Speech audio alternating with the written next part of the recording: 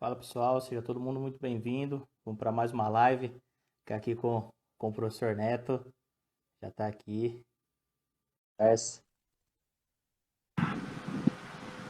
Fala, professor! E aí, professor? Beleza? Tudo beleza com você? Tudo jóia, cara, graças a Deus. Então tá bom. Neto, cara, muito obrigado por aceitar o convite, viu? Poxa, é um motivo para mim de muita alegria, cara. Você sabe da admiração que eu tenho por você e pelo seu trabalho. Sempre tô te acompanhando aí. E para mim poder ter esse bate-papo com você aqui no Desvendando, para mim é um motivo muito especial, viu? Um momento muito especial. Poder ter uma pessoa tão boa assim como você, tanto dentro como fora de quadro, e poder, para aqueles que ainda não conhecem, né, que é muito poucos, que possam tá conhecendo você mais de perto. Muito obrigado, viu, Neto? Porra, obrigado, digo eu, Tutu. Porra, Luiz, já acompanho seu trabalho há muito tempo. Eu disse a você lá no estágio do Cabeça que não podia morrer eu desvendando futsal, porque eu era uma das pessoas que acompanhava no Facebook na época. Então eu que agradeço a oportunidade que você está me dando aqui. E cada vez que uma pessoa me convida para falar de futsal, velho, eu quero estar aqui 100%, velho. Pode ter certeza disso. Eu até comentei isso hoje com uma amiga, a gente conversando sobre essa questão das lives. Cara, eu quero é trocar ideia sobre o jogo, falar sobre o jogo. Não é uma situação onde a gente tem que aproveitar. Eu acho que a gente tem que selecionar os conteúdos. Jogar. Às vezes isso é ruim. Mas eu estou tentando atender o máximo de pessoas para a gente conversar mais sobre o jogo, porque esse momento acho que não vai acontecer mais nunca. A gente está tendo a oportunidade de trocar ideia em live. Então, quando estava conversando aí, Ronelli, a gente falou que é a minha amiga, que você conhece muito e que faz um Sim. trabalho espetacular. E ela disse, pô, Uhum. Neto, é legal a gente estar fazendo isso porque quem é do Norte, quem é do Nordeste, sabe, hoje menos, mas sabe a dificuldade que tem para a gente fomentar conteúdo do jogo. E esse momento é fundamental, cara. Então eu estou aqui para ajudar no processo com o pouco que eu tenho. Ô, louco. Neto, se apresenta um pouquinho pro pessoal. Eu sempre faço a primeira pergunta para o pessoal poder conhecer de perto, né? Conhecer sua trajetória, como você iniciou no futsal. Se puder contar um pouquinho dessa sua história pra gente, e depois a gente inicia com um bate-papo aqui. Bom, meu nome é Vanildo Neto, né? Nome muito feio, por isso que me chamam de Neto. Eu até brinco sempre com o meu nome. Comecei no futsal com 9 anos, como uma tentativa de ser atleta, mas jogava na escolinha. Com 12 eu queria ser treinador, porque eu vi que eu era muito ruim e queria estar no ambiente. Com 17 eu tive minha primeira oportunidade como treinador na escolinha de um colégio que já fechou, o colégio CPI, um colégio que eu tenho um carinho muito grande. Em 2001 eu tive a primeira oportunidade num clube, eu trabalhava com o Marcelo, que é um amigão meu. Trabalhei como auxiliar dele durante 3 anos, pude vivenciar uma geração absurda, 8-4, que era André Lafayette, que foi seleção brasileira, Joca, Dionísio, que foi campeão da Liga no Carlos Barbosa, seleção brasileira, Renan Bastos, que é o irmão de Cleóbio. Era uma geração muito boa. Eu aprendi muito, principalmente com gerir pessoas, Marcelo foi espetacular. Depois eu tive a oportunidade de ser treinador principal de um time que foi o Sesc em 2003, foi meu primeiro título pernambucano. Em 2005 eu fui para o Sport, tive a primeira oportunidade num brasileiro como treinador em 2006 e a gente ganhou o brasileiro contra o Minas tendo num jogaço. O Minas tinha um timaço e era um grande trabalho de Taveira na época, Perdigão. E aí a gente conseguiu trilhar um caminho muito bom no Sub-17 principalmente, no Taça Brasil, Brasileiro de Seleções, enfim. Fui para um âmbito universitário, aquele ambiente universitário me ajudou muito também, até a mudar a minha cabeça em relação a ajudar o próximo, conseguir, através do meio universitário, ajudar muita gente e ser ajudado também, claro. A gente conseguiu ganhar universitários brasileiros, regionais, estaduais, enfim. E também na área escolar, eu fui para um colégio que era do mesmo dono, né? Posso dizer assim, da mesma empresa, que era do grupo C Educacional, que era o Colégio BJ, que também mudou de nome. Também dava bolsa lá, então eu tive a oportunidade de pegar um menino com 13 anos, dar uma oportunidade de bolsa de estudo para ele e acompanhar ele até o final do ciclo universitário. Está acontecendo agora. A minha geração 9 e 8, alguns estão acabando a faculdade agora, então eu estou conseguindo concluir esse ciclo. E de lá para cá, nesse momento, estou passando pela seleção brasileira. É um orgulho para mim representar a minha região Nordeste na seleção. E trabalho na Uninasal ainda, trabalho no Colégio Marista São Luís Acabei de sair do colégio equipe também, que eu passei 12 anos lá, que eu tenho muito a agradecer, e sou coordenador técnico de base do esporte, do sub-7 ao sub-15, sou treinador do sub-17, sub-20 e adulto. Hoje é onde eu estou trabalhando. Excelente. E falando nessa questão, Neto, de como que você é coordenador e treinador, como que o Neto, dentro do sistema defensivo que a gente vai estar abordando aqui e algumas outras coisas que o pessoal quiser perguntar, fica à vontade, mas como que você faz esse processo? Então, do menino que entra do sub-7 para o menino que vai chegar com você até no sub-20. Você, por coordenar, tem essa, entre aspas, facilidade de poder ter esse delineamento do processo. Como que você pensa, assim, esse passo a passo dessa construção desse jogador? Eu estava vendo ontem, se não me engano, a live de PC com o Marcelo Rodrigues, né? E ele falou sobre estilo, sobre identidade, né? E eu concordo muito com essa questão do regionalismo. Eu tenho muito orgulho da maneira como a gente joga aqui em Pernambuco. Então, eu preciso respeitar o que os treinadores pensam também. Eu não posso empurrar de goela abaixo um sistema, um modelo, uma maneira de pensar o jogo. Eu, como líder deles, eu preciso mostrar por que eu acredito naquilo. E que a gente pode, dentro do processo, moldar algumas situações se eu argumentar com eles. Até porque o grupo de comissão do esporte é muito qualificado, pessoas que ganharam muita coisa e formaram muita gente.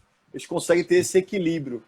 Então, do sub-7 de Pipa até o sub-15, que é de Henrique, aí Bruno, André, Biel, enfim, toda essa Natan, essa passagem dos treinadores, o que eu tento fazer é mostrar a eles que esses comportamentos que eu estou querendo dar, eu pesquisei o porquê deles. Então, com a pitada deles, com a história deles, eles podem ver aquilo que eu estou dizendo, absorver, jogar para o contexto e gerar alguns comportamentos que são importantes para quando ele estiver no sub-17, eu dar continuidade a isso no momento de especialização. Eles precisam passar por algumas etapas de menor jogo, nível de jogo, de confronto, de tática individual e de jogo grupal, para quando chegar para mim no adulto, eu continuar esse processo. E aí é o que eu explico muito. Não quer dizer que trabalhar o micro-jogo ou o macro do jogo tem que ser adulto macro e criança micro. Mas ele precisa dar uma porcentagem maior daquilo. Então, se eu tenho essa ferramenta hoje, tenho essa liderança junto com os professores, eu acho que liderar não é impor, mas é mostrar. E a gente está conseguindo, até porque acredito que 90% dos treinadores, 90% não, acho que 70% dos treinadores que estão na base do esporte foram meus atletas. Fora os que treinam em outros locais que também foram meus atletas. Então, hoje do Santos tem Vinícius Cordeiro, meu atleta. Gabriel Aquino tem um CT Setúbal, meu atleta. Natan hoje é treinador do Sub-14, meu atleta. Biel, meu atleta. Então, eles passaram por mim e viram que o que era de bom e de ruim no que eu achava do jogo, porque eles não têm que replicar o que eu acho. E fica mais fácil esse entendimento, porque eu convivi com eles. Esse time da teoria e prática, para mim, cara, é fundamental. Eu acho que tem muita gente com medo de estudar o jogo e tem muita gente com medo de praticar o jogo. Eu acho que o jogo é de equilíbrio. Então, eu acho que a gente, nesses 2 anos, já melhorou muito. A direção do clube me dá muito respaldo. À frente, Renato, que é um cara espetacular. E eu estou tendo essa liberdade para trabalhar com eles e descentralizar o poder. Hoje eu tenho um Natan me ajudando numa questão mais administrativa. Eu tenho hoje Henrique trabalhando com os menores, relacionamento com o pai até, tentando blindar algumas situações, porque eu quero que o treinador tenha situação livre para trabalhar da melhor maneira possível. Ele precisa estar preocupado com o atleta. Em volta disso são outros fatores. Então a gente não pode estar se lamentando com o pouco que a gente tem. Com o pouco que a gente tem que fazer muito. E a gente está tentando. Excelente. E como que você vê, Neto, essa relação assim das ideias de jogo, né? Para você ter alguns princípios do sistema defensivo, que nem cada treinador tem sua maneira de jogar, seu modelo de jogo e tudo mais.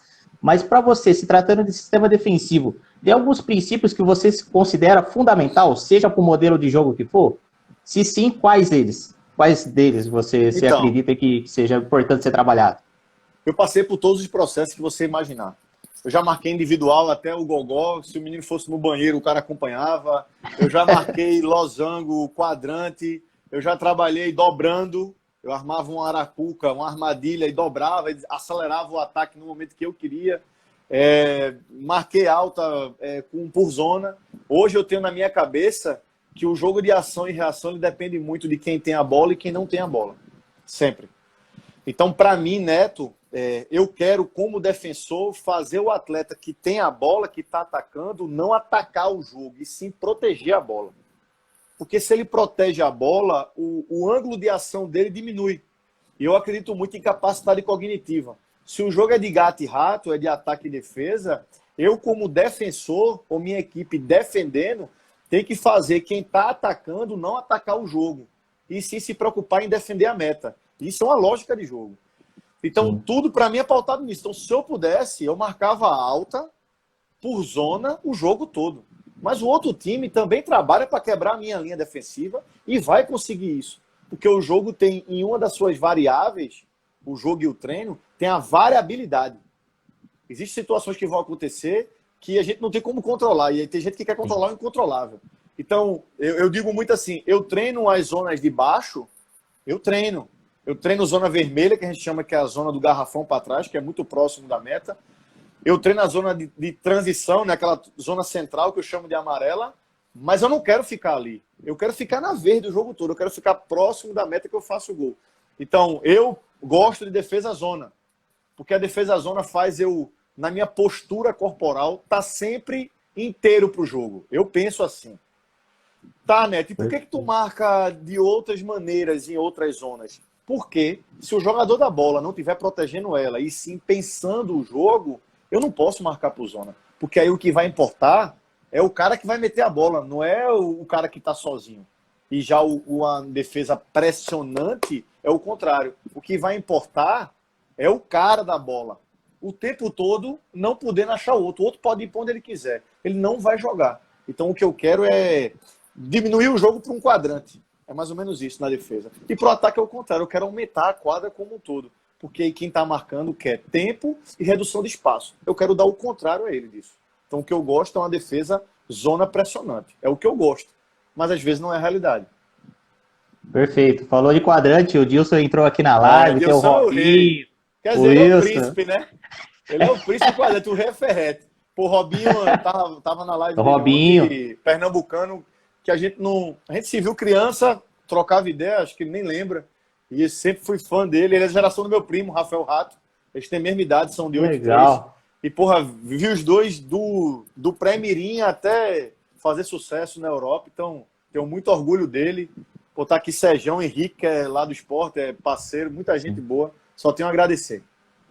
Sensacional. Aproveitando essa questão de comportamento, Neto, que você está falando, de postura corporal e tudo mais, você acredita que com esse excesso de informações que a gente tem hoje, a gente tem muita dificuldade de filtrar e, consequentemente a isso, a gente está esquecendo das questões principalmente individuais do jogo e estamos focando muito mais em ação grupal e coletiva? Ou você acha que essa relação, como que você vê essa relação hoje?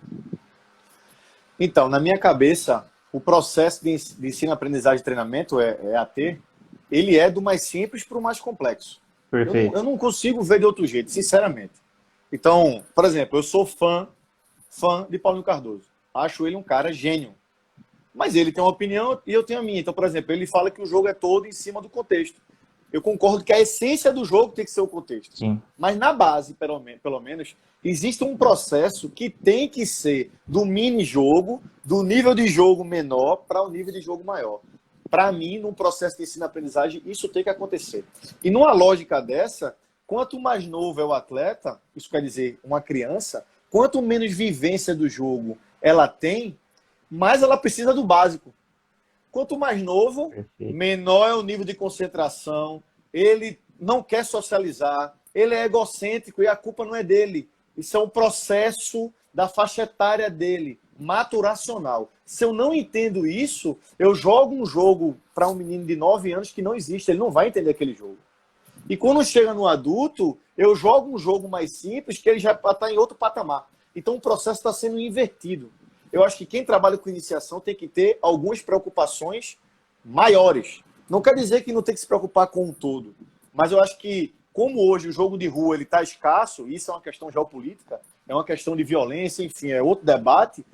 A criança está indo para a escolinha de futsal sem ter acervo motor básico, capacidade Perfeito. básica de velocidade, agilidade, flexibilidade, coordenação. Ele não tem isso, cara. Já chegou mãe para mim em escolinha dizendo: o meu filho não consegue correr.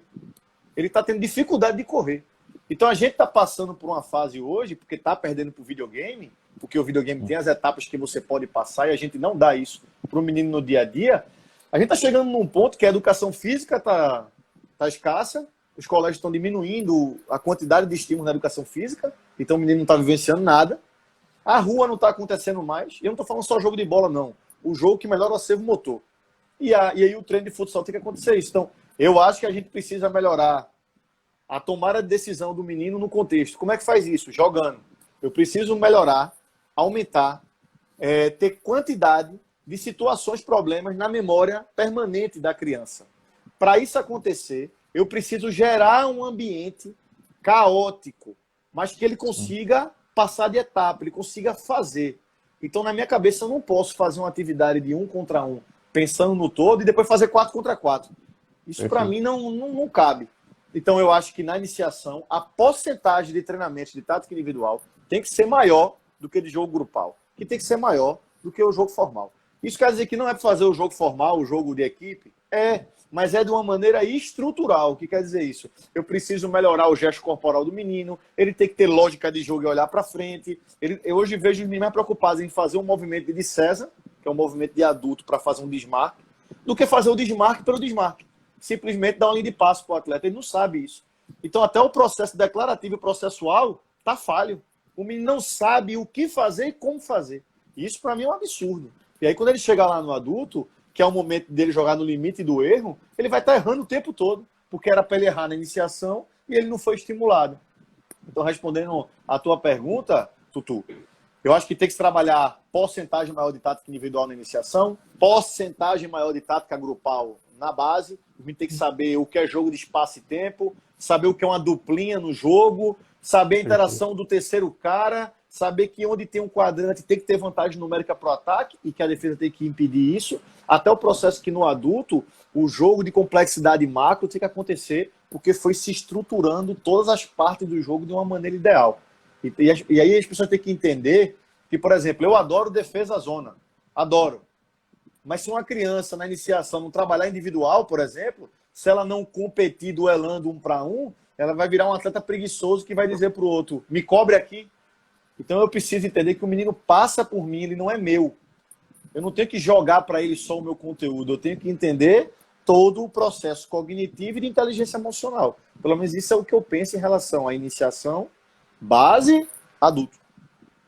Perfeito. E a gente percebe, principalmente assim, eu tenho uma grande dificuldade aqui com alguns atletas, que muitas vezes assim, eles estão subindo na pressão, aí dá o famoso 3 segundos. Eles param para depois seguir de novo.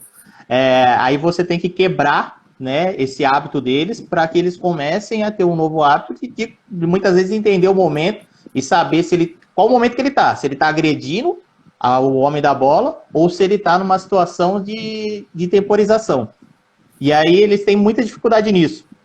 Hoje, com a sua experiência, Neto, você já parou assim para tentar analisar e ver assim mais ou menos quantos treinamentos é necessário para mim conseguir mudar um hábito na pessoa, para que ela tenha um novo comportamento? Já tem mais ou menos esse parâmetro? O Foca me perguntou uma vez e eu não soube responder ele. Falei, professor, vou começar. Desculpa. O professor Foca, em 2016. Sim, um monstro. Monstro, lenda. E ele me perguntou em 2016, eu falei, puxa, professor, às vezes a gente fica tão preocupado em muitas coisas do jogo que a gente esquece desses detalhes que são de fundamental importância da gente gerar uma rotina, né? Tutu, vamos lá. Eu vou chegar lá, tá? Em 2015 eu fui obrigado a ser treinador da equipe feminina do esporte. Eu não achava que tinha um perfil. Depois eu adorei. E sou muito grato, me ajudou muito no processo. As meninas eram espetaculares. Mas na época eu trabalhava com masculino e o saudoso Felipe Luna, que foi um cara que me ajudou muito, sou muito grato a ele, ele me colocou no feminino. E aí eu lembro que tinham atletas de 18 anos de idade que na tomada de decisão elas simplesmente travavam. E na época eu estava lendo muito sobre hábitos, sobre processo cognitivo. E nas falas dos livros, eles diziam que o processo e cabeça depois reforçou mais isso para mim também, que o processo ele é visual, depois ele vai para a memória de trabalho, e aí nessa rotina ele chega na memória de longo prazo, que é a memória permanente. E na mesma época, eu tinha um treino depois do meu, se não me engano era sub-11, não lembro direito. E tinha um atleta chamado Dedezinho, que ele tinha na época 11 anos, mas ele jogava futsal jogando, titular, desde os 5. E aí eu olhava ele com 11 e ela com 18, essa menina, que eu estou dizendo a você, a minha atleta. Ela tinha muita dificuldade em relação ao acervo motor dentro do jogo. Então, ela percebia menos, a visão periférica dela parecia que era só para um ponto, ela olhava muito para a bola em relação ao jogo. Então, imagina para ela, o jogo era o quadrante dela, o jogo não era macro, não tinha como ela desenvolver em pouco tempo isso com 18 anos de idade, ela já era sub-20. Então, a cronologia, a idade dela não influenciava o jogo, influenciava o número de estímulos que ela teve. Se ela começou a jogar futsal há 1 ano e Dedezinho joga futsal há 6, Dedezinho vai virar expert primeiro que ela, dentro do processo. Então, eu comecei a perceber que eu precisava gerar alguns fatores que era para ter trabalhado bem antes para poder chegar onde eu queria. E eu tive que refazer todo o processo. Então, quando eu vejo hoje, e aí é um princípio do treinamento esportivo, tá? Princípio da propensão. Quando eu vejo hoje que eu faço aquela pessoa repetir muito algumas situações gerando uma rotina, e eu gero o hábito nela, ela gasta menos energia pensando no jogo. Então, se tu olha para aquela pessoa e vê que ela tem uma dificuldade, o que tu tem que fazer é aumentar a densidade de vezes que essa coisa vai acontecer. Ah, Neto, quando é que vai dar o start nela e habituar ela? Depende. Existe um outro princípio do treinamento esportivo. Princípio da individualidade biológica. Cada pessoa tem um organismo, tem uma maneira de pensar e tem um número de vivências. Ninguém lá dentro do teu grupo, se tu juntar, é homogêneo. Então não tem como eu dizer o tempo que essa pessoa vai habituar. Só que no dia a dia, dentro do grupo que tu tem, tu vai começar a ver que até ela não entender no processo todo, mas ela num segundo momento ainda quase indo para a memória permanente, os outros atletas que já entenderam o processo ou que já estão habituados vão ajudar ela. Então esse atleta que tem pouca vivência, na hora que ele foi parar 3 segundos, alguém vai dar o comando, sistema sensitivo, e ele vai começar a meter o pé. E você vai explicar a ele, ele vai entender dentro do processo, até o ponto que ele vai parar de pensar, que ele está na memória de trabalho, e vai começar a agir. Memória permanente, longo prazo. Então, esse processo é o processo de ensino-aprendizagem no treinamento. Por isso que eu fico, às vezes, chateado quando uma pessoa faz, pô, né, tu repetiu o treino? Sim. Para alguém ter padrão de comportamento, precisa se repetir o treino. Não pode desmotivar o treino. Então, as variáveis do jogo, quando você mexe com a regra, com dimensão, número de atletas, é para fazer no desafio o atleta querer estar no teu treino. Mas não precisa estar fazendo um jogo onde o cara planta bananeiro, o outro se joga, o outro... E não tem nada a ver com o teu contexto do jogo, ou não tem nada a ver com a tua ideia de jogo. Então, eu vejo que a preocupação das pessoas no modelo de defesa, ataque ou transições, é se preocupar mais com o modelo do que com o time. E às vezes o time está lá com muito potencial e a gente não consegue potencializar aquele potencial. A gente não consegue fazer aquele cara que é muito bom naquilo ali, ser ótimo naquilo ali e ajudar o grupo como um todo. Esse é o maior desafio do treinador, na minha opinião. Então eu com certeza vejo que tem atleta que vai e para. Mas por que ele parou? Porque ele está com medo, porque ele está na dúvida. E aí quando tu começa a mostrar a ele que a zona verde emocionalmente pode ir, ele vai começar a tentar mais. E aí tu vai ter que podar o quê? A técnica individual. Porque ele vai fazer falta, vai de vez. Opa, tu já deu a coragem a ele. Agora tu vai começar a moldar a tática individual dele. Opa, fulaninho, tu foi lá de vez. No processo de tomar a bola de alguém, tu tem que progredir, equilibrar e abordar. Então, aí tu começa, deu coragem, emocionalmente, melhora a técnica dentro do contexto, cognição. Então, para mim, o processo é assim. Então, ele vou começar a perceber que na zona vermelha, pode meter o pé na zona vermelha? Pode. A regra permite meter o pé onde quer. Pode meter o pé na amarela? Pode. Mas você vai dizer em probabilidade que é melhor meter o pé na verde. Porque se meter na vermelha, tem chance de sair mais gol do que se for na verde, em relação a sofrer o gol. Então, essas informações, você vai começando a vender o seu peixe em relação ao conteúdo, e é o que a gente fala de uma equipe comprou a ideia do treinador. Mas se o treinador não der moral à equipe, aos meninos, eles não vão comprar essa ideia. Eu garanto. Então o sistema não pode ser maior do que as pessoas que estão nele. Hoje eu vejo isso. Já errei muito em relação a isso. Entendi. Não sei se eu te respondi, Tutu. Respondeu. Até mesmo aproveitando nessa sua questão que você falou agora, que você errou muito, vamos só fazer um paralelo aqui. Como que você enxergava o Neto do passado e você vê essa progressão do Neto de hoje? Tem como você traçar esse paralelo? Tipo, uma maneira bem simples, falar, pô, o Neto do passado, ele ia por uns caminhos até então, que hoje o Neto de hoje fala, no bom sentido, né? Que nem vestir uma roupa, né? Nossa, como é que eu usava essa roupa naquele tempo? Como é que você se enxerga hoje, Neto, com aquele Neto que iniciou lá atrás? Porra, primeiro, grato às pessoas que no processo me ajudaram. Eu sempre vou ser grato. Eu sempre vou reconhecer. Uma vez alguém me disse, pô, Neto, tu também cita muita gente na hora que tá falando. Cito com o maior orgulho do mundo. E vou continuar citando. E ninguém é dono de nada. Eu, pelo menos, penso assim. Todo mundo replica. Todo mundo copia, só que aí na sua história, com a sua essência, vai variando algumas coisas. Eu penso assim. Sim. E aí, processo, eu acho que a maior mudança que eu tive foi sair do patamar de achar que o jogo é mais importante do que o jogo, estou dizendo a tática do jogo, ser mais importante do que as pessoas que jogam o jogo. Eu, no começo, queria aparecer com minha tática mais do que os meninos serem potencializados. Eu acho que eu fiz muita coisa replicando o adulto, olhando para cima, e o processo era de baixo para cima e não de cima para baixo.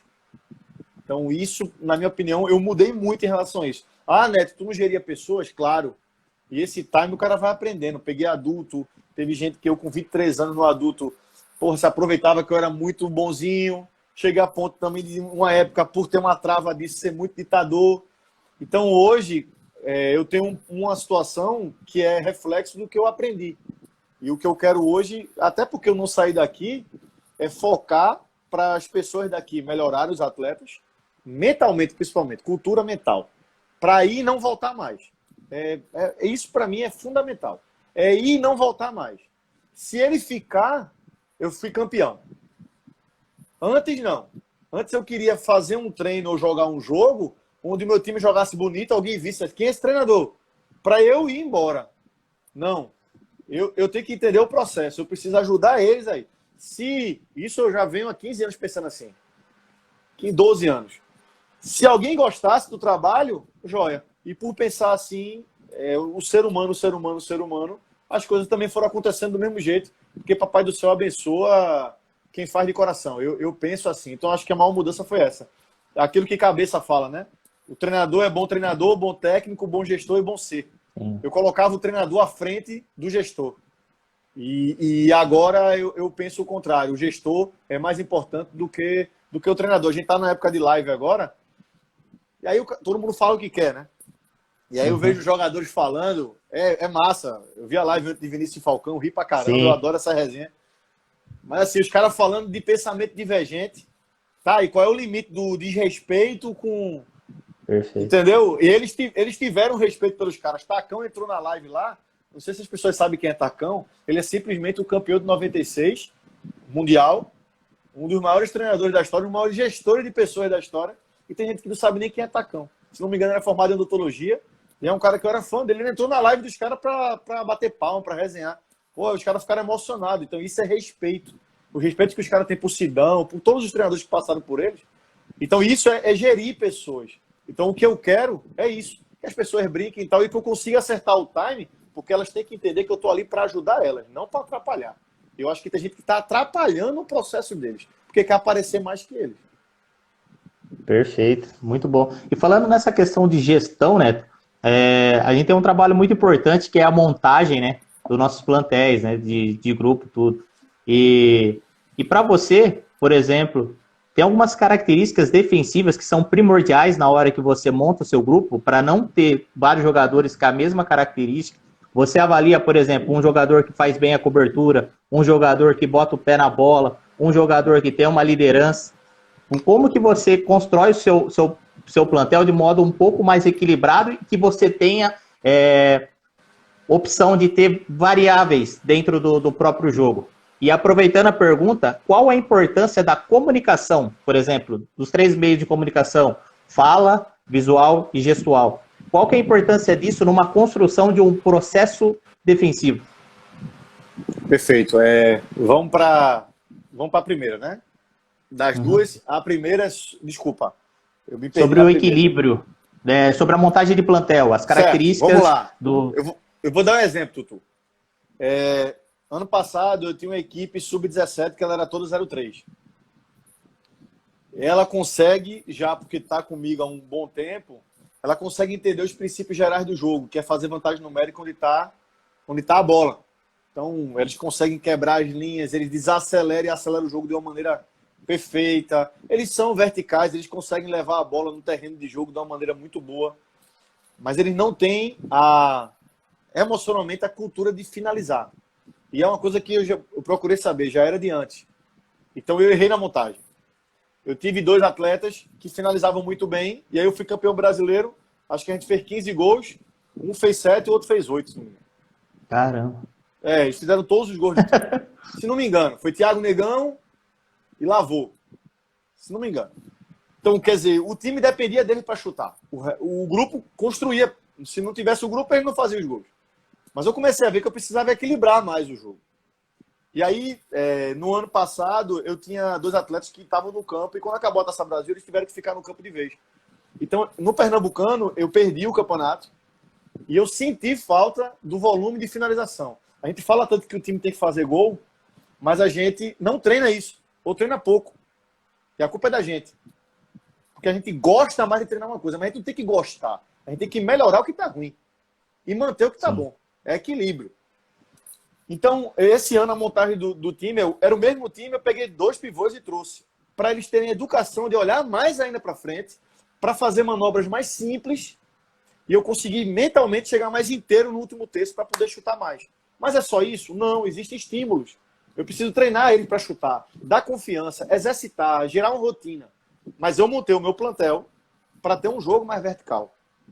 Na equipe sub-20, mesma coisa, só que com característica diferente. Eu tinha um pivô Nunes muito bom, eu levei um outro pivô muito bom, mas eu achei que o meu jogo de 1 para 1 estava fraco. E é aquilo que eu falei sobre a identidade que o PC falou. Identidade do jogador de Pernambuco é ir para dentro no 1 para 1. Ele faz um processo do handebol que eu acho que pouca gente faz, poucas regiões do Brasil faz, que é engajar. É você ir na ala para cima do seu marcador, fazer o time todinho fazer a cobertura dele e inverter a bola para o outro lado rápido. E isso gerar uma vantagem numérica do outro lado. Esse movimento de engajar, o pernambucano faz, que é uma beleza. E a gente estava perdendo isso. Primeiro porque o campo está levando jogadores mais habilidosos, e quando eles chegam nas categorias sub-20, quem é da Liga Nacional quer levar ele, não quer levar o back. Então o meu time está todo de back. E infelizmente não tem como mudar isso. Então o que é que eu tenho que fazer? Eu tenho que mexer com a base. Então na base, no sub-20 e 17, eu estou tentando montar times com melhora de 1 para 1, buscando interior. Óbvio, não tenho um alojamento, mas estou tentando negociar algumas coisas. Então eu mudei o meu plantel. Eu posso desequilibrar em algumas situações. Está muito raro conseguir um ala canhoto hoje em dia, um pivô canhoto. Então é tentar montar isso na base e tentar equilibrar da melhor maneira possível. Então eu concordo com você. A montagem hoje é um goleiro que dê sustentação, um cara muito bom de último terço e jogadores de perna para dentro. Então, como é que tu vai fazer isso? Equilibrando as posições. Na seleção dá para fazer? Dá. Aí eu vou lá e equilibro. Onde eu trabalho, no esporte, dá? Dá. Dá para fazer, mas ainda está escasso. A gente precisa trabalhar ele para ele chegar para mim. Então, essa é a minha função como coordenador também. Em termos da comunicação, Neto, como é que você enxerga no processo defensivo? Vamos lá. Eu montei o processo por conta de uma fala de Jean-Claude Bailly. Tá? Jean-Claude Bailly, num livro, em 74, falava sobre princípios operacionais. Ele chamava de princípios gerais, que era a lógica de jogo. Então, ele queria que no esporte coletivo de invasão o time tivesse a bola, progredisse com ela e com os atletas, claro, porque tem que fazer vantagem numérica, e finalizasse a bola à meta. Aí, como foi que eu fiz a relação da defesa setorial? Eu peguei bola, tomar a bola, porque é um princípio de defesa também, operacional. Quem está sem a bola quer tomar a bola, impedir que o outro time progrida e fechar o alvo. Isso serve para o basquete, enfim, para todo esporte coletivo de invasão. E aí eu pensei, bola, roubar a bola. Onde é que é o melhor canto para roubar a bola? Zona verde. Qual é o melhor local para impedir que progrida? Zona amarela. Qual é o melhor local para fechar o alvo? zona vermelha. E nos outros não fazem, não, é? Faz. Só que a probabilidade de cada implemento desse do jogo eu tentar impedir, encaixou com cada zona daquela da quadra. Beleza, Neto. Mas como é que tu vai trabalhar isso para um menino condicionar? Coloca a cor. Então, se eu colocar a cor, no jogo não vai ter uma quadra pintada. Mas se tu ficar verbalizando para ele, falando, e dizendo, ele vai começar a ter uma referência. E essa referência, óbvio, é uma linha imaginária. Ele vai começar, ele percebe quando está próximo da meta, ele percebe quando está na área central, e ele percebe quando está próximo da meta que ele faz o gol. Então isso aí é o de menos. Essa variação na mente dele vai depender da dimensão da quadra, em relação à profundidade, largura, enfim. Mas os comportamentos de meter o pé, caminhar e fechar a perna, que são os gatilhos das 3 zonas, elas podem acontecer verbalmente e visualmente. Verbalmente, claro, porque é um gatilho falar. Mas a cor também dá isso. Você começa a olhar para o chão e ter a referência. Então, visão. E você também, como tática individual, pode desacelerar o cara. Então, começar a tocar nele para saber onde ele está. Então, para mim, Neto, o sistema sensitivo como um todo, é óbvio, isso está na literatura, ele serve como um processo de tomada de decisão. Ele é o primeiro processo. Para eu perceber, eu tenho que enxergar, escutar e tocar. Só que, para mim, ver é o principal. Então, eu preciso, nas minhas atividades, melhorar esse campo de visão dele. Não quer dizer que ele vai virar Pelé ou que ele vai ser o melhor marcador do mundo, mas eu vou desenvolver ele. Então, nos meus treinos, a maior densidade de vezes que uma coisa acontece, no treino de defesa principalmente, é que o cara toque, mas principalmente usa o pescoço, aumenta o campo de visão. E ele toca para desacelerar. E ele escuta um gatilho, porque o gatilho é uma economia de pensamento. Tu imagina se o cara disser, olha, cuidado, o cara passou na tua... Gol. Então, quando o cara fala assim, 2, é porque alguém passou sozinho, é porque alguém levou um drible, é um código. É o que eu vejo, por exemplo, Marquinhos falando de pistas. O cara vai dando a pista e você vai, com o tempo, condicionando e vai gastando menos energia, porque quando alguém falou 2, você, no mínimo, vai ter que voltar. E isso vai impedir que você erre para levar um gol. E aí todo mundo vai errar no jogo, mas quem errar menos tem mais chance de êxito. Então, Tutu, para mim, sistema sensitivo é base do treino. Ela é a maior preocupação que eu tenho de implementar. E aí, porque tomar decisão todo mundo toma. Então vai ter parte cognitiva, mas é o potencializar ela. Então, visão primeiro, depois o escutar e o tocar como parte do processo. É o que eu sempre trabalho dentro dessas zonas. Ah, Neto, é muita informação? Diminui os gatilhos. Trabalha com 2 cores. Gera o que for bom para você. E depende de quê, Neto? Depende da vivência de jogo. O exemplo que eu dei da menina de 18 anos com um menino de 11. Depende da idade também. Depende da maturação, do acervo motor, se ele praticou outras modalidades. Isso tudo depende para tu jogar uma penca de gatilhos. Então, às vezes, o cara vai lá, vê o e-book de defesa setorial.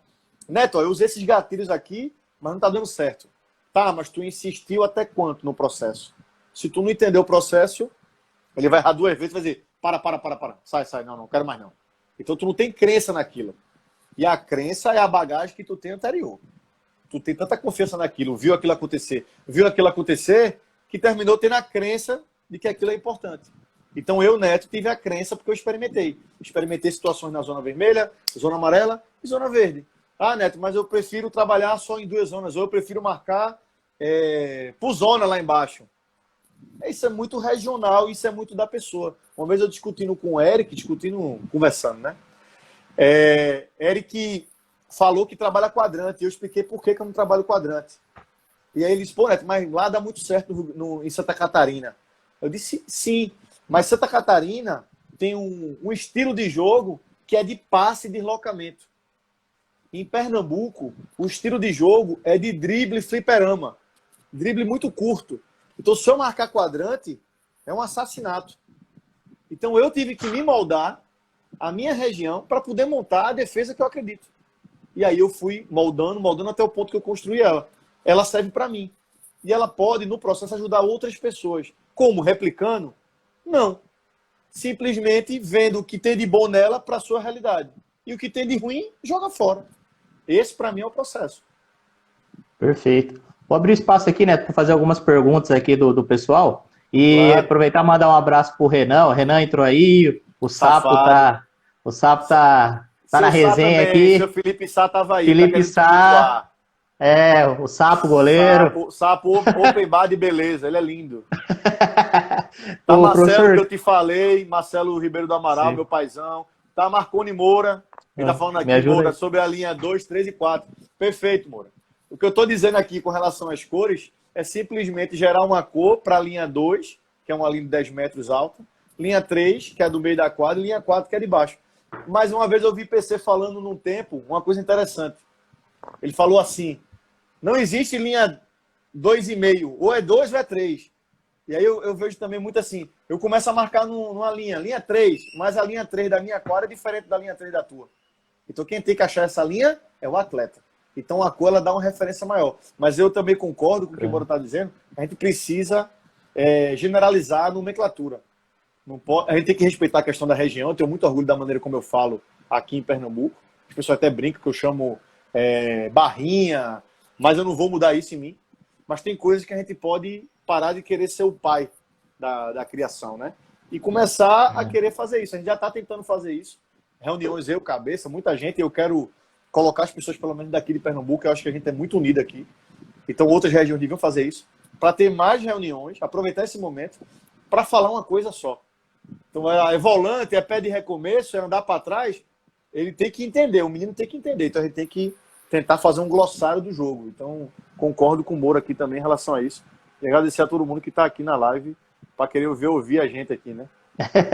O professor Clayton, ele pergunta para você o seguinte, Neto, como construir atividades ou relacionar as mesmas junto ao estresse que o jogo causa? Ou não é saudável trazer esse cunho emocional no treino? Cara, para mim, trazer esse cunho emocional é tudo. Se a gente for estudar sobre inteligência emocional, e hoje é o mal do século, né, o déficit dela, ela vai em 4 pilares. Você precisa se conhecer, você precisa saber se gerir. Então, eu estou sentindo alguma coisa, estou sentindo raiva, estou sentindo medo. E eu consegui acalmar isso, tirar o gatilho do medo para gerar isso no jogo que seja bom para você. Saber ter empatia com o próximo, que é grupo, e saber gerir essa empatia. São os 4 pilares. Então, eu me preocupar comigo e com o próximo. Então, se o meu treino é um treino fraco emocionalmente, se está tudo bonzinho, se eu não mentalmente desgasto eles para tomar decisão cansado, como é que eu vou chegar num jogo, faltando 10 segundos, perdendo o jogo, com arbitragem, torcida, e vou querer que ele tome uma decisão boa? Porque ele treinou bem isso. Mas o jogo não é só o treino. A gente fala tanto de não é só teoria, não é só prática. O cara só vai melhorar o jogo jogando. Então, esses treinos, eles servem para potencializar isso. Não tem como o treino ser igual ao jogo. Mas ele pode ser mais desgastante que o jogo. Tudo vai depender de como você mexe com as variáveis. E isso, para mim, é fundamental. Então, hoje, o que eu faço com meus treinos é gerar algumas situações para eles perceberem melhor. Mas, como eu disse, todo mundo percebe. Até quando você não toma uma decisão, você está tomando uma decisão. Até quando você não vai para ali, foi uma escolha. O que a gente tem que fazer é apurar, melhorar. Só que as pessoas têm medo de fazer isso porque erram muito. Aí se errar muito, perde. E se perder, tá ruim. Então isso é um processo que a gente tem que entender melhor. Mas eu sempre tento trabalhar as regras do jogo para melhorar isso, essa questão emocional. Beleza. Um abraço aqui para Fernando Cabral também, esse gordo safado. Serginho. Jones, vai-te embora, Jones. Jones não entra na live de ninguém, só na minha para perturbar, velho. O professor Michael, ele pergunta para você o seguinte, Neto. No desenvolvimento do treino de defesa, você inicia na zona verde, na vermelha, ou você trabalha todas as zonas com o mesmo volume? Não, eu sempre tento começar da verde. Por quê? Porque eu quero, no processo, chegar num ponto que eu vou me desgastar mais com a amarela. O meu pensamento. Eu quero encorajar ele na verde primeiro. Eu não quero fazer o processo do frouxo para o corajoso. Eu quero fazer o processo do corajoso para ir recuando, para aprender a sofrer depois. Esse é o processo que eu acredito. As pessoas precisam entender que, apesar de eu gostar da zona verde, a zona que mais tem que se trabalhar é a amarela. Porque a amarela é onde 80% das vezes a tua equipe está desequilibrada ou o jogador da bola está pensando. Então as pessoas acham que eu dou muito treino com a verde. Não. Eu dou muito treino para a amarela. Mas tu trabalha a verde, claro, eu tenho que fazer estímulo nas 3 zonas. O que eu penso é que eu quero trabalhar a zona vermelha, por exemplo, para quando acontecer de estar lá, eu conseguir me segurar bem ali e me sustentar mentalmente. Mas não quero passar o tempo todo ali. Então, se eu fosse fazer uma porcentagem, eu faço 40, 30, 30, é mais ou menos isso. E aí, sempre com atividades de tática individual, depois tática grupal, para ir para o jogo formal. Eu sempre tento fazer isso. E todas as atividades que eu faço durante a semana, eu uso muito o rally, que é alguém tá com a bola na mão e bota no chão. Por que eu faço isso e não eu boto a bola? Porque apesar de eu querer direcionar o jogo, eu quero que ele tome a decisão. Então, quando alguém está marcando e está com a bola na mão e bota no chão, eu mudo o ponto de ataque. Então, 80% do meu treino é de transição e é de recomposição. Então, a amarela está no meu treino o tempo todo. Eu acho que é ali que é o maior número de tomadas de decisão e o maior número de gatilhos que se usa. Então, é ali que eu treino mais. Pô, perfeito. E para você, Neto, como é que foi assim, o seu trabalho na seleção? Tendo em vista que você gere muito bem todos os seus processos. E queira ou não queira, você estava tendo uma oportunidade e aconteceu algumas coisas, né? Que você explicou, que foi impossível de treinar. Como é que é essa gestão de muitas vezes ter dificuldade de treinar, às vezes a realidade de muitos, e você precisa ao mesmo tempo deixar sua equipe equilibrada? Você vê que, por exemplo, o caminho, nesses casos, trazer um quarteto de cada lugar, ou você acredita que é possível, mesmo com pessoas diferentes, mesmo com pouco tempo de coisa, mas com a bagagem que eles carregam por si, é possível dar esse jogo um pouco mais equilibrado, um pouco mais homogêneo, em termos de estrutura defensiva? Bom, a gente... Quando eu fui convidado para a seleção, eu tinha uma cabeça de que eu tinha que levar atletas do Brasil todo. E óbvio, essa tem que ser a cabeça. Sim. Quando eu fui para o processo, na Real, eu vi que eu tinha uma sessão de treino. Então, por exemplo, tem um atleta que está aqui, Nunes, que eu penso em levar ele para a seleção. Porque ele tem inteligência emocional, tecnicamente ele é absurdo e ele hoje faz uma função que pouca gente faz. Ele é um pivô ala. Ele faz bem fundo e faz bem ala. No adulto ele está sentindo algumas situações, mas no 20 eu acho que ele tem um potencial e já é realidade. Então, beleza, eu vou levar. Mas eu vou ter uma sessão de treino, exatamente isso, é o processo. Como é que eu vou trabalhar dentro de um processo de hábito, com repetição de movimento, com rotina, com uma sessão de treino? Isso é impossível. Então, eu sou muito grato a Gustavo Passos, que é o treinador do Corinthians. Sou muito grato a Renan também no Magnus. Porque se eu fui campeão do Zonal contra a Argentina lá dentro, eles e as outras pessoas que passaram pelo processo com esses atletas, mas eles naquele momento, fizeram um jogo coletivo que me ajudou. Eu só tive que moldar algumas situações. Então, o Ferro estava lá, Peri era o treinador dele. Me ajudou muito, porque ele mentalmente, para o jogo, mas ele sentiu muita dificuldade, é óbvio. Ele estava num quarteto com 3 atletas que tinham muito mais entrosamento que ele. Então, se eu tivesse levado Ferro do Minas, fulano não sei da onde, eu não ia conseguir, no jogo formal, ter pelo menos uma maneira de jogar. Então, a maneira de jogar do Brasil não foi totalmente a que eu pensava, mas ela foi muito competitiva e foi de 2 equipes que foram campeão brasileiro e campeão da Copa Mundo. Então, o critério de títulos, ele aconteceu. Eles foram, entre aspas, os melhores dentro do ano daquelas competições. Então, a gente, na hora que o jogo contra a Argentina, tinha movimentos que eu tentei moldar. Então, por exemplo, a Argentina marcava Y pressionante, que é a zona pressionante absoluta. Então, o que foi que eu pedia para os meninos? Toca e passa pela frente na primeira, para desmanchar. Isso eu consegui fazer. Então, eu, com a leitura de jogo, fui e mudei. Mas eu não tinha como dar treino sobre aquilo.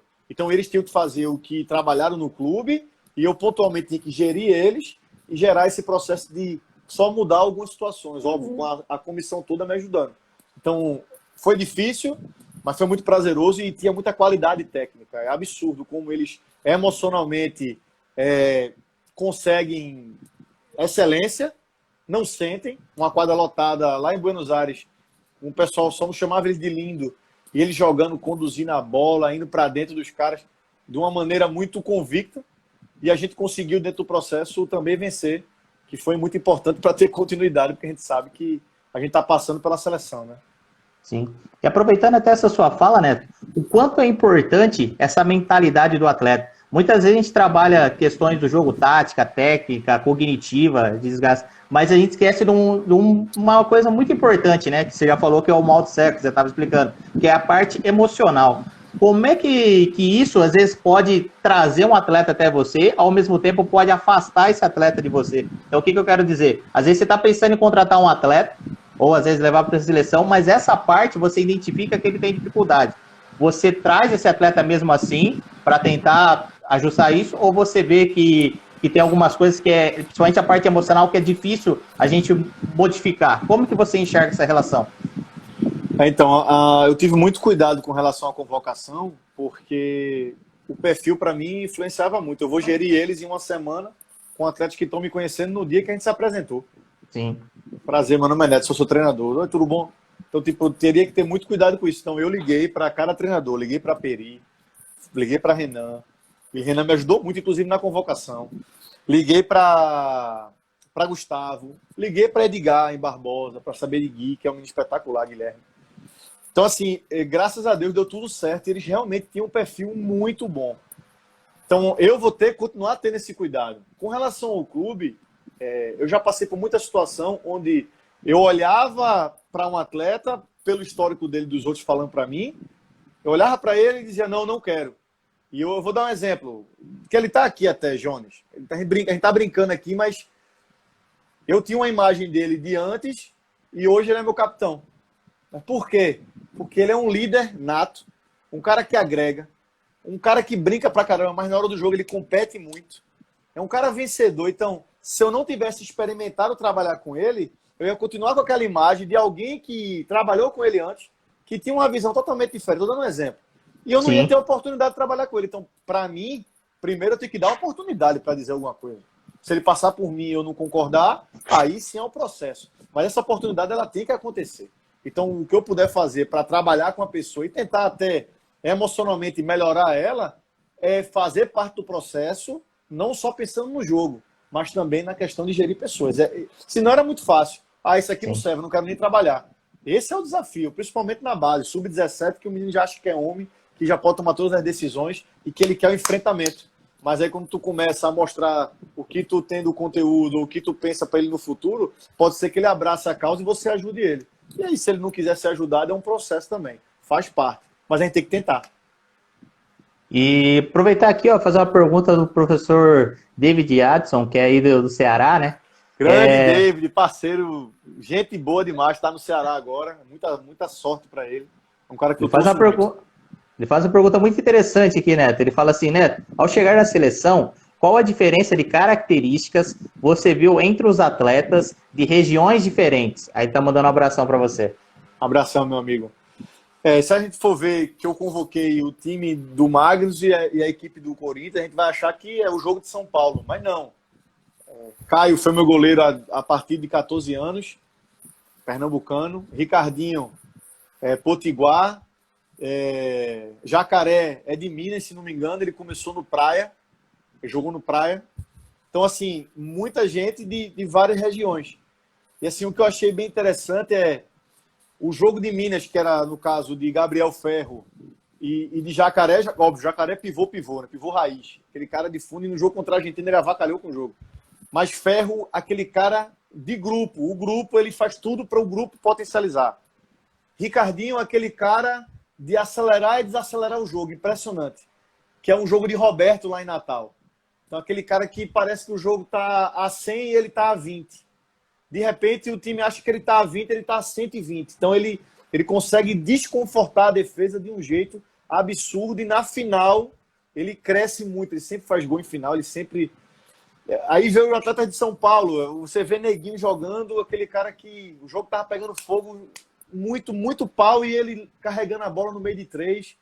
Emocionalmente muito forte. E antes do jogo, ele, Neto, fica tranquilo que a gente vai ganhar, a gente tá bem. Então, você é aquele cara que passa uma confiança para você, sabe? Então, Marcelo, outro cara que ele é do interior de São Paulo, um cara tranquilo, fez 2 gols na final, é aquele cara que não aparece para a torcida, mas para o treinador ele é muito importante. Então, Pergunta muito interessante, porque realmente a gente vê por região a característica deles. A gente for falar aqui de futsal cearense, como os caras emocionalmente acreditam, vai enfrentar o Sul, tô nem aí, eu vou dentro dos caras. Então, tem muito disso realmente, a gente precisa valorizar isso. A gente precisa potencializar isso. Está se perdendo um pouquinho, pelo lado bom dos treinadores estarem conversando muito, mas deles conseguirem lembrar da raiz deles, do que eles passaram e de como os jogadores que eram deles foram para o Sul. Eles foram para o Sul porque fizeram alguma coisa no Nordeste, por exemplo.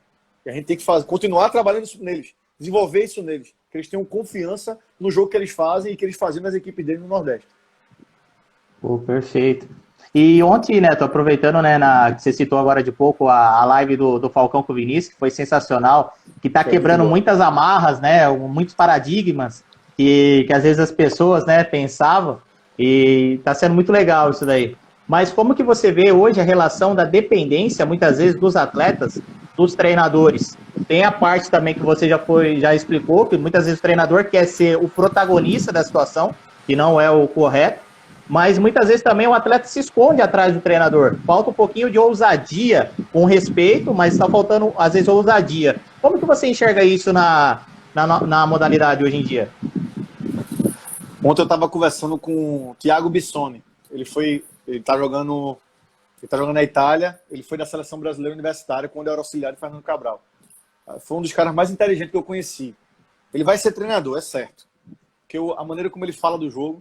E aí eu coloquei um vídeo ontem no Instagram, postei, de um momento na seleção contra o Cazaquistão que o cara, na hora da defesa, abriu a perna. E aí o cara achou o passe entre as pernas e foi gol. Que eu acredito que realmente ali você tem que parar na frente do atleta e botar a pressão psicológica toda para ele. Ele tem que chutar, mas tem que chutar sem angulação.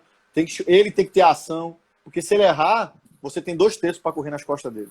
E aí Bissoni falou assim para mim, pô, Neto, mas eu acho que eu tenho uma mania de...